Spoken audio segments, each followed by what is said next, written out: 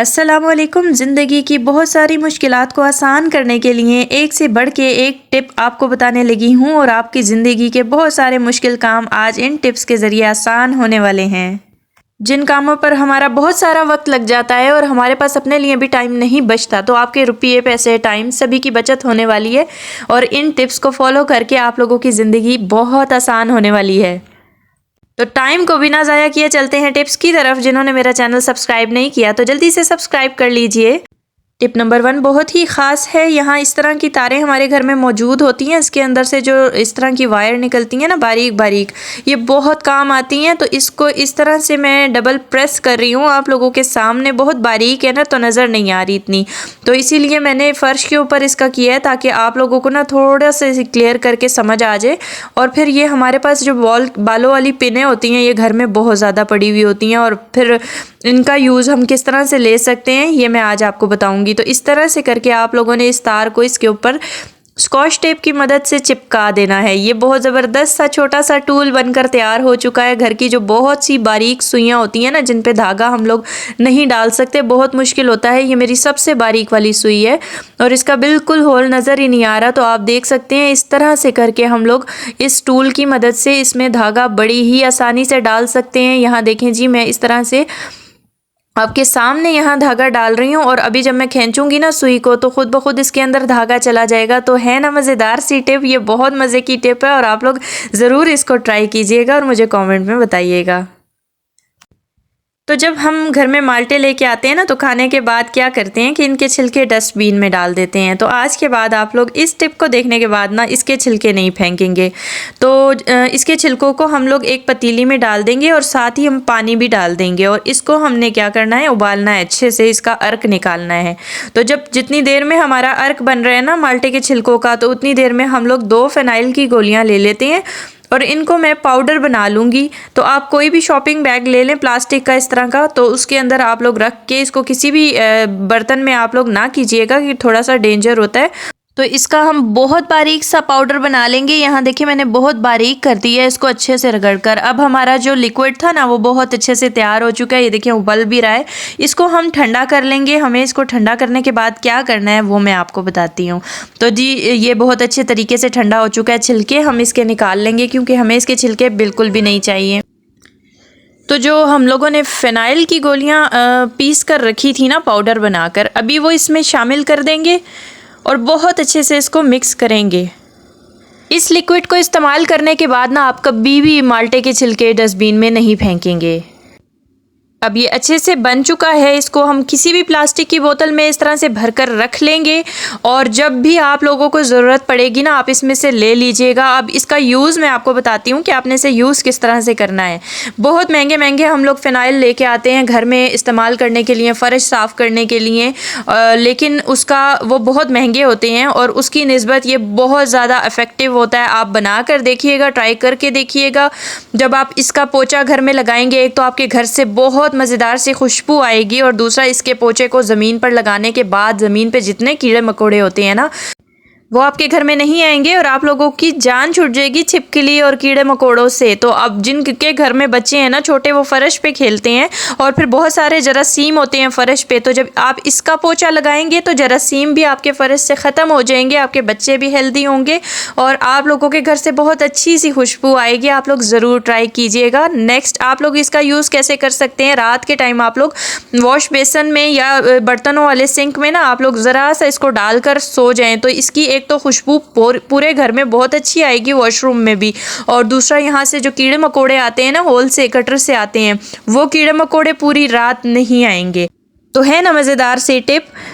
Tip number 3 मेरी बहुत ज़्यादा मज़ेदार है। जब हम इस तरह से ब्लैंकेट अपना लपेट कर रखते हैं ना, सुबह के टाइम उठकर हम लोग सारे बिस्तर समेटते हैं, तो इसे हम बेड के किसी कोने पे या किसी जगह पे रखते हैं ना, तो बच्चे आके बार बार इसको खोल देते हैं और इसकी वजह से बेड इतना बुरा लगता है, पूरा मतलब बिखर जाता है और बच्चे इसके ऊपर बार बार चढ़ते हैं। बच्चे शरारती होते हैं, उन्हें मना तो नहीं कर सकते, लेकिन इसको कैसे आप लोगों ने साफ़ सुथरा रखना है, बचा कर रखना है बच्चों से, और किस तरह से आप लोगों ने इसको समेटना है, ये आज मैं आपको बताऊँगी। इस तरह से करके आप इसे फोल्ड कर लें उसके बाद आप लोग कोई भी पुरानी शर्ट जो आपके घर में मौजूद हो, जो आप फेंकने जा रहे हैं, उसको बिल्कुल भी मत फेंकें। इस तरह की जो शर्ट्स होती हैं ना, आप लोग उनको वेस्ट मत किया करें, फेंका मत करें। इस तरह से कंबल लपेट कर इसके अंदर रख दें और इसके बटन बंद कर लें, जैसे कि मैं आपको करके दिखा रही हूँ। इससे ये होगा कि आपके कंबल के ऊपर एक तो धूल मिट्टी नहीं आएगी, और जब सुबह आप इसको इस तरह से लपेट कर रखेंगे तो बच्चे चाहे जितनी भी शरारतें कर लें, जितना भी कर लें, इसको खोल नहीं पाएंगे। आपका कंबल बिखरेगा भी नहीं, गंदा होने से भी बच जाएगा। और दूसरी बात, आप लोग इसको तकिए के तौर पे भी यूज़ कर सकते हैं, टेक भी लगा सकते हैं। तो इस तरह से करके रखने से आपकी टाइम की भी बचत, आपकी मतलब आपको बार बार चीज़ को वॉश भी नहीं करना पड़ेगा और साफ़ भी रहेगी। आई होप कि आप लोगों को मेरी ये यूनिक टिप बहुत अच्छी लगी होगी। टिप नंबर 4 मेरी उससे भी ज़्यादा यूनिक है। ब्रशेज़ जो हम घर में यूज़ करते हैं ना, तो उसके बाद ख़राब हो जाते हैं तो हम उसको फेंक देते हैं।